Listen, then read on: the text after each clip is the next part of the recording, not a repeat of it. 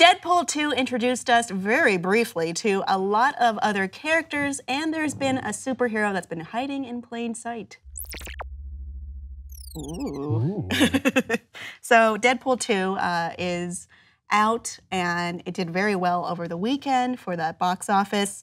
But there were a few things to talk about that, I mean, actually there's a lot of things to talk about that you may have missed in Deadpool 2. I mean, all the cultural references, but we don't have that much time today, so we're gonna talk about more of the comic book references. Specifically, I wanna talk about Vanessa, who had a very interesting part in this movie. Right.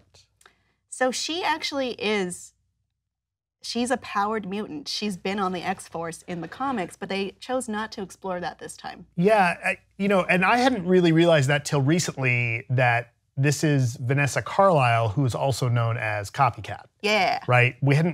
I think that hadn't been overt in the first movie because I'm not sure she necessarily got a last name.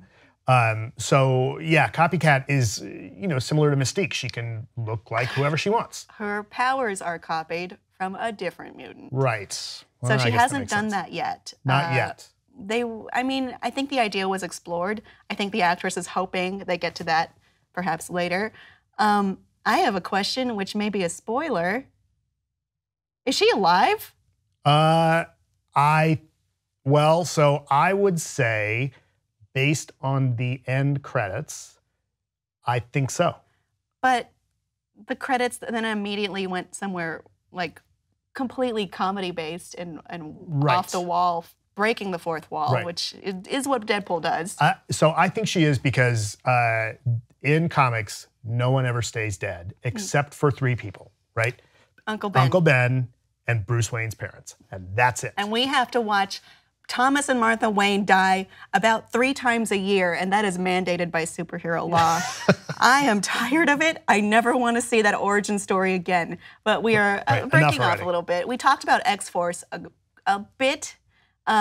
This does seem to be alluding, maybe the X-Force will have a bigger presence in Deadpool 3? Well, there seem to be plans, you know, we've heard, part of this is, look, like when you start studying, because there's such a lead time on movies getting made, news comes out that X-Force is likely in development. Zazie Beetz, who plays Domino, is contracted for 2 more movies. Oh. So there's been some talk that an X-Force movie will happen, may or may not have Deadpool in it, but they certainly seem to be laying that groundwork that even though, as we've seen in the movie, the X-Force that gets introduced may not be the lineup of the X-Force we see. Yeah, I mean, Brad Pitt did cameo very quickly as Vanisher. You only see him for maybe 5 seconds, maybe less, probably less. But there are a few other ones that you may have noticed, starting with Zeitgeist, whose face you may remember from It. It's Bill Skarsgård.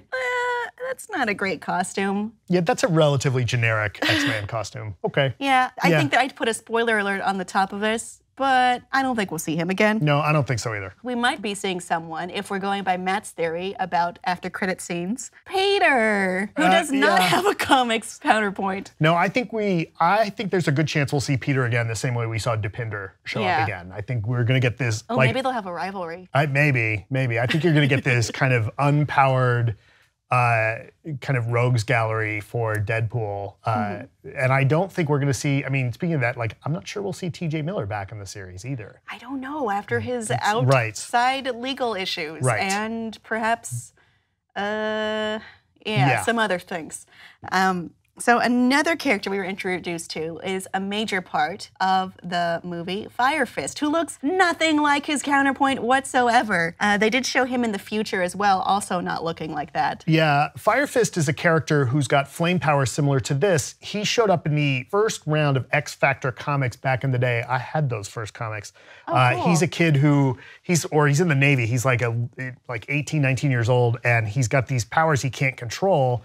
And there's a new team of X-Men called X Factor that they come in like in disguise, so to speak, like they're not the X-Men. Like, oh, hey, we'll take care of this problem, we'll take him. So he was one of the mutants that gets taken and then ends up part of the team. I mean, this is kind of continuing the Deadpool 1 tradition of picking heroes that are not very well developed. or not very well known, at least, with Negasonic Teenage Warhead. Like her girlfriend Yukio, for instance, is a very minor X-Men, but she seems to be older in her X-Men appearance. Yeah, Yukio showed up. She was like a compatriot of Wolverine and shows up in an X-Men comic where she brings out the punk side of Storm, and there were, like, some people interpret that as a bisexual relationship because Storm goes from this kind of traditional, you know, kind of Chris Claremont costume design with the long hair to suddenly she's punk rock with a mohawk. Yeah. And that's Yukio's influence. I mean, now that kind of seems, the bisexual thing seems pretty canon in the movie. Right. We also had Bedlam, played by Terry Crews, which seems like a major actor to use, and Shatterstar, who is better than you at everything, played by Louis Tan, who I think should have been Iron Fist, but that is a side story that we're going to talk about, maybe never. I thought it was really cool that they did this and they used well-known actors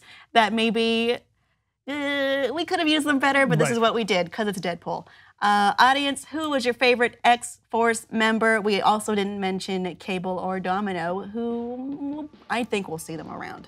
That's just a guess on my part. Please let us know your thoughts on Facebook and Twitter.